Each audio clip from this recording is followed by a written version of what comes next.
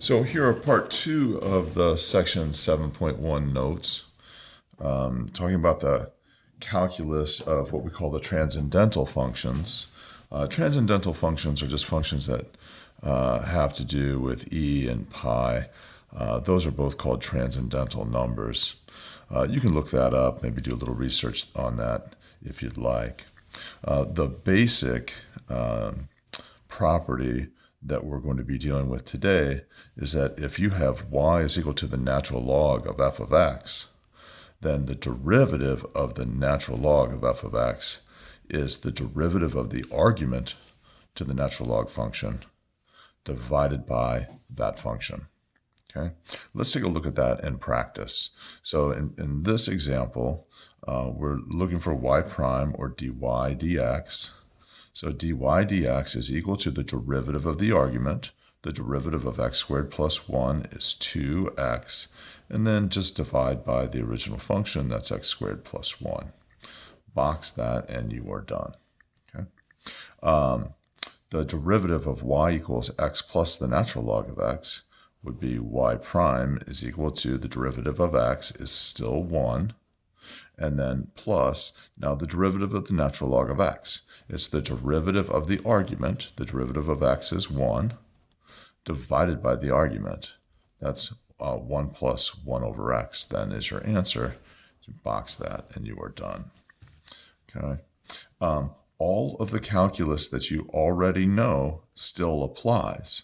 So that means that the chain rule, the product rule, the quotient rule, those are all still tools that we can use.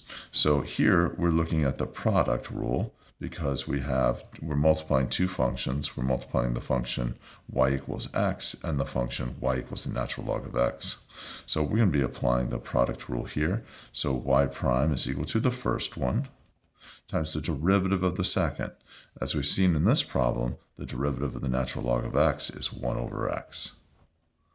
Plus the second one, that's the natural log of x, times the derivative of the first. Well, the derivative of x is just 1. Okay. A little bit of simplification, and we get y prime is equal to 1 plus the natural log of x. Okay. For this function, we can apply one of the properties of logarithms if we like.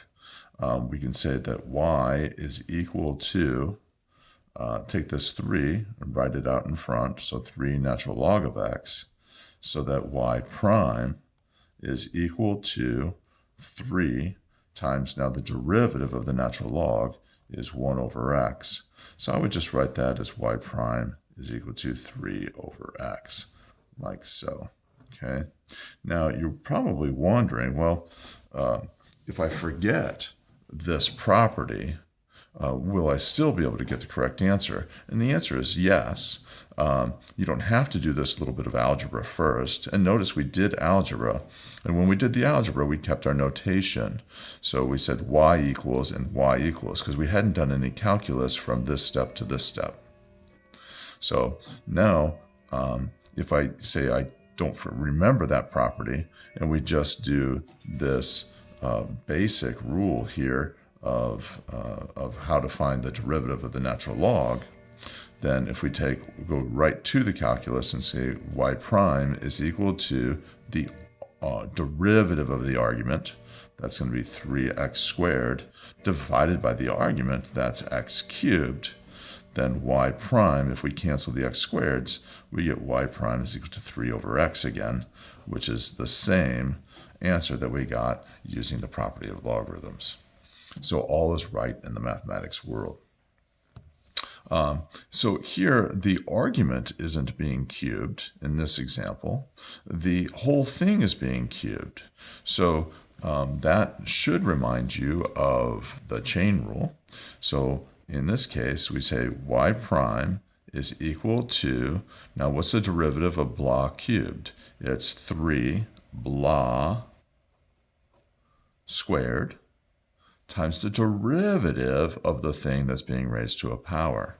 So the thing here being raised to a power is the natural log of x. And so the derivative of the natural log of x is 1 over x. And when we write this in a nicer form, we will have 3 times the quantity natural log of x squared, all divided by x. Box that, and you are done. Okay. One more example on this page, and that's going to help us remember the implicit differentiation. So here we have y prime is equal to the natural log of we've got a product here in the argument. So we want the derivative of the argument.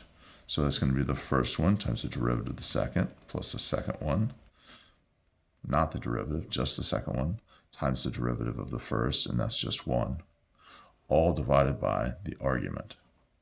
So y prime is equal to xy prime plus y all over x times y. Okay. Now we should solve this for y prime. That's what we're looking for. So I'm going to multiply both sides by xy. So we have xy y prime is equal to xy prime plus y. So in this equation right now, I've got 3 terms. Out of the 3 terms, 2 terms have got a y prime in them. So I'm going to move this term to the other side. And we get xy y prime minus xy prime is equal to y. Okay? And you've been through this process enough times to know that we're just going to factor out the y prime and then divide by what's left over. So we have y prime is equal to y divided by xy minus x. Box that and you are done.